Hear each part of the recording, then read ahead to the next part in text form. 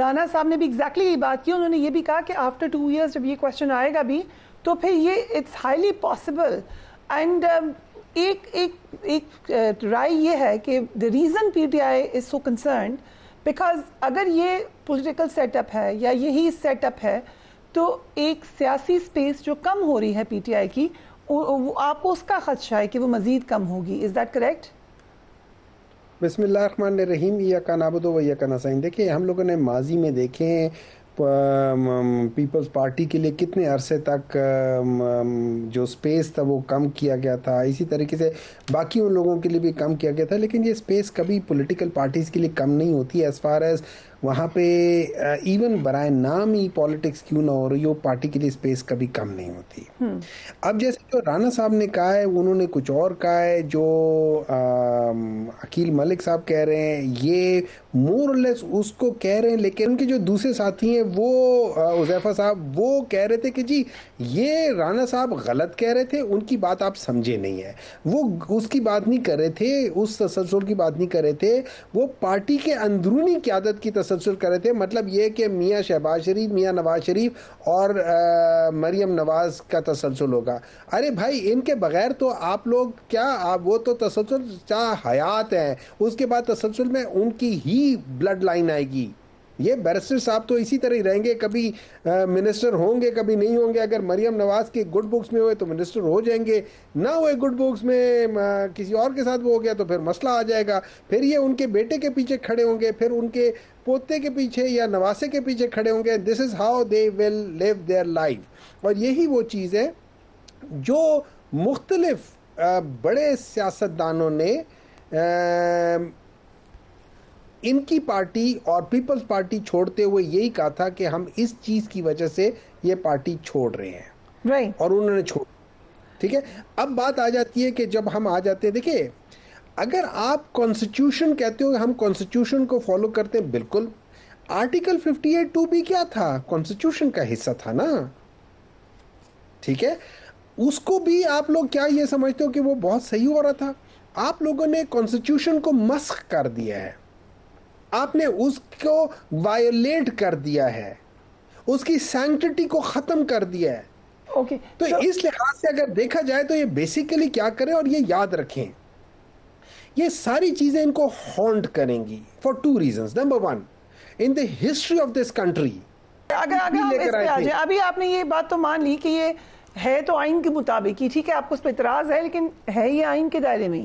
We can debate کہ وہ ٹھیک ہے آئین بنا غلط بنا, certainly, but if you allow me I'll come back to you barrister Aqeel. آج 26ویں آئینی ترمیم پر فل کورٹ کی تشکیل کے لیے مصطفیٰ نواز کھوکھر نے اپنی اپلیکیشن جمع کرا دی ہے. آپ کو بھی نہیں حمایت کرنی چاہیے اس کی؟ ایک دفعہ فل کورٹ بن جائے, 26ویں آئینی ترمیم کا معاملہ کلیئر ہو جائے, اس میں کیا غلط بات ہے؟ آپ تو ماضی میں پی ایم ایل این تو بہت سپورٹ کرتی تھی فل کورٹس کو. دیکھیں یہ عدالت کے اندر کے معاملات ہیں, ہماری سپورٹ کرنے نہ کرنے سے یہ کوئی معاملہ ایسا نہیں ہو جائے گا. بالکل 26ویں آئینی ترمیم کے بعد آئینی معاملات جو ہیں وہ آئینی بینچ ہی سنے گا, اور ہم نے یہی بات بار بار کی کہ ہم آئین اور قانون کے پابند ہیں. اب کسی کی خواہش ہو کہ فل کورٹ سنیں تو یہ تو نہیں کہا جا سکتا, لیکن یہ بھی بات ضروری ہے کہ یہ ججز کو خود فیصلہ کرنا ہے, اور اس جو ان کا میکنزم ہے ایڈمنسٹریشن کا اس کو دیکھتے ہوئے یہ فیصلہ ان کا اپنا ہونا ہے کہ چیف جسٹس بیٹھے ہیں, باقی جو آئینی عدالت کے بینچ جو سربراہ ہیں وہ بیٹھے ہیں, اسی طرح دیگر جو سینئر ججز ہیں وہ بیٹھے ہیں, اور یہ ڈیسائیڈ کریں کہ اس کو آئینی بینچ سنے گا یا اس کو فل کورٹ میں جانا چاہیے. کیونکہ میرے ناقص رائے کے مطابق اس کو تو آئینی بینچ کو سننا چاہیے, کیونکہ یہ آئین کے ایک آرٹیکل سے کنسرننگ ہے اور آئینی ترمیم سے ریلیٹڈ ہے. تو ظاہری بات ہے کہ آئینی بینچ ہی اس کو سنے تو زیادہ مقصود ہوگا. اور ویسے بھی آئین کے اندر ہی وہ شق درج ہے جس میں واضح طور پہ لکھا ہے کہ اگر بنیادی ڈھانچے کے ساتھ تصادم میں نہیں ہے آئینی, تو پھر بالکل کوئی آئینی ترمیم جو ہے cannot be called into question, یا وہ چیلنج نہیں کی جا سکتی. آپ نے پڑھا میں یہ بالکل ضرور کہوں گا, جسٹس بابر ستار, جسٹس سردار اعجاز اسحاق نے چیف جسٹس کو خط لکھا ہے. Have you read it? جی میں نے دونوں خطوط پڑھے ہیں, اور میں یہ سمجھتا ہوں کہ ان خطوں کو لکھنے کے بجائے جو کیونکہ ٹوٹل تعداد تو 11 ہیں ان جج صاحبان کی، معزز جج صاحبان ہیں، ان میں سے کوئی میرے خیال سے 5-6 کا اختلاف جو میڈیا رپورٹ کر رہا ہے یا 4-5 کا ہے، تو کیا ہی بہتر ہوتا کہ چند قدموں کی مسافت پہ ان کا چیف جسٹس صاحب کا کمرہ تھا، تو جب ان کو 1.5 دن 2 دن پہلے اگر اتنے صفحات مل گئے، جو کہ ہماری ٹریننگ ہوتی ہے کہ اتنے زیادہ صفحے ہم نے بہت قلیل وقت میں پڑھنے ہوتے ہیں، تو میں سمجھتا ہوں کہ کاش کیا ہی بہتر ہوتا یہ جج صاحبان، معزز جج صاحبان چلے جاتے ان کے چیمبر میں اور ان کو کہتے کہ جی ہمیں مزید وقت درکار ہے یا ہم پروسیڈنگز جوائن نہیں کریں گے، تو پھر تو کورم بھی پوائنٹ آؤٹ ہو جاتا ان کی اپنی ہی ایڈمن کمیٹی کا یا اس فل کورٹ ہیئرنگ کا. تو میں سمجھتا ہوں کہ اس کو بجائے اس کے کہ ایک دروازے سے دوسرے دروازے تک یہ خط و کتابیں چلتی رہے، But obviously اس کے اندر واضح unrest ہے. There is unrest in those letters. ایک discomfort ہے about the present situation. انہوں نے کہا ججز اور چیف جسٹس کو یاد نہیں رکھنا چاہیے کہ وہ کنگز نہیں ہیں، پبلک آفیسرز ہیں. I'm sure کہ کوئی وجہ ضرور ہوگی یہ لکھنے کی. آپ کے خیال سے ایسے لکھ دیا ہے؟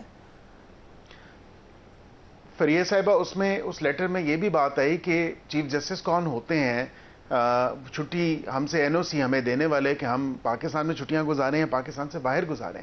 تو میں معذرت کے ساتھ، کیونکہ میں بصیت ایک وزیر ہونے کے ناطے ہمیں بھی وزیر اعظم کی اجازت درکار ہوتی ہے. We can't actually freely just go to any country, یا پاکستان میں بھی ہم چھٹی کر لیں یا پاکستان سے باہر بھی چھٹی کر لیں، ہمیں بھی این او سی لینی ہوتی ہے، ایکس پاکستان لیو لینی ہوتی ہے. تو اس کا مطلب یہ تو نہیں، اور اب تو وہ پالیسی میں آ چکا ہے اور قانون ہے کہ بالکل ان کو لینی پڑے گی. تو این او سی تو بالکل درکار ہوتی ہے اور ان کے ادارے کا چیف ہے، تو ادارے کے اندر جو ادارے کا سربراہ ہے تو اس سے اجازت لینے میں نہیں سمجھتا کہ کوئی اس میں آڑ محسوس کرنی چاہیے یا کسی کی فریڈم آف موومنٹ پہ کوئی ایسا وار ہے، کوئی ایسی چیز نہیں ہے. ہاں چھٹیاں جو ہیں بالکل آپ درخواست دیتے ہیں، یہ جج صاحبان آپس میں ہی بیٹھ کے ڈیسائیڈ کرتے ہیں کہ گرمیوں کی چھٹیوں میں کس کو 4 ہفتے درکار ہیں، کس کو 6 ہفتے درکار ہیں، کس کو 2 ہفتے درکار ہے، کس کا روسٹر، کس کا جو اسکیجول ہے وہ کب رکھنا چاہیے، یا کس ہفتے میں وہ کیسز سنیں گے یا کس ہفتے میں نہیں سنیں گے. تو یہ ہمیشہ سے ہم نے پریکٹس میں دیکھا ہے کہ ایسا ہی ہوتا آیا ہے اور وہ اپنے متعلقہ جج صاحبان کو یا چیف جسٹس کو بتاتے رہے ہیں. تو این او سی بھی کوئی ایسی اچنبے والی بات نہیں ہے. رائٹ، ٹھیک ہے. سو آپ کی پی ٹی آئی کے حوالے سے سینیٹر صاحب، آج انہوں نے اکبر نے ٹویٹ کیا کہ مجھ میں حوصلہ ہے کہ میں پارٹی کے اندر کمپرومائز اور کرپٹ لوگوں کے خلاف آواز اٹھاتا رہوں گا. کون کرپٹ اور کمپرومائز لوگ ہیں آپ کی پارٹی میں؟ یہ کس نے کہا؟ سوری، جنید اکبر صاحب نے. ہاں ٹھیک ہے، دیکھیں ہم لوگ ہمارے اندر بالکل وہ نہیں ہے نا، برداشت نہیں ہے کہ کرپٹ لوگ ہمارے درمیان میں ہوں. ہم لوگ یہ نہیں کرتے کہ بھئی کرپشن ساتھ ساتھ ہو رہی ہے اور ہم لوگ ان کو پروٹیکٹ کر رہے ہیں. جن لوگوں نے دریا کی بیڈ پہ بنا لیے تو ہم ان کو پروٹیکٹ کر رہے ہیں just because they are standing with us. نہیں، ہم یہ لوگ نہیں کرتے ہوتے. ہم لوگ ان کو پوائنٹ آؤٹ کرتے ہیں، ہم لوگ ان کے ساتھ نہیں دیتے ہوتے. لیکن میں 1-2 باتیں عقیل صاحب نے جو باتیں کی میں اس پہ تھوڑا سا کمنٹ کرنا چاہتا ہوں. دیکھیں عقیل صاحب نے بڑے آرام سے کہہ دیا کہ جی فل کورٹ کا وہ نہیں ہے اور یہ آئینی بینچ ہے اور آئینی ایشو ہے، وہ فلانا ہے. دیکھیں سمپل سی بات ہے، آئینی ترامیم میں کہ ڈسکشن آ رہی ہے آئینی ترامیم کی لیگالٹی کے. یہ جو 26ویں ترامیم تھی، اس 26ویں ترامیم کے بعض بینیفیشریز ہیں جو اس بینیفیشری کی وجہ سے آ کر بیٹھے ہیں. جو لوگ بینیفیشری ہیں وہ اپنے بارے میں کیس سن نہیں سکتے. ویری سمپل ہے. میں ایز اے جج اگر بیٹھا ہوا ہوں اور میرے بھائی کا یا میرے بیٹے کا یا میرے اپنے خلاف کوئی چیز آئے گی، میں وہ نہیں سن سکتا. This is conflict of interest. Though, with due respect, with a barrister background, he should have said کہ جی یہ فل کورٹ ہوگا اور اس فل کورٹ میں وہ لوگ جو اس 26ویں ترامیم کی وجہ سے سیٹوں پر بیٹھے they cannot be a part of it.